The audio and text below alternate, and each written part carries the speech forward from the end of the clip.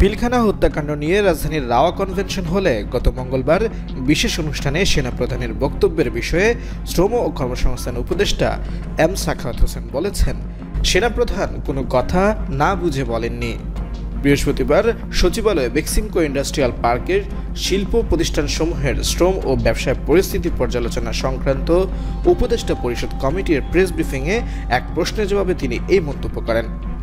তিনি বলেন, নিজেরা কাদা ছোড়াছুড়ি, মারামারি ও কাটাকাটি করলে দেশ ও জাতির স্বাধীনতা, সার্বভৌমত্ব বিপন্ন হবে বলে মঙ্গলবার এক অনুষ্ঠানে সতর্ক করেছেন সেনাপ্রধান ওয়াকারুজ্জামান। এই দেশ আমাদের সবার উল্লেখ করে তিনি বলেছেন, আমরা সবাই সুখে শান্তিতে থাকতে চাই। আমরা চাই না হানাহানি, কাটাকাটি, মারামারি।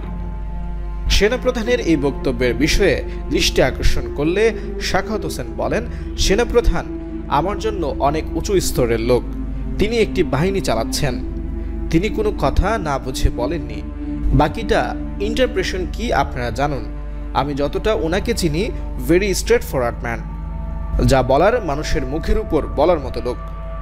উপদেষ্টা এম সাখাওয়াত আরও বলেন, উনি কি বলেছেন না বলেছেন সে ব্যাখ্যা আমি দিতে পারবো না, সেটা উনিই দিতে পারবেন।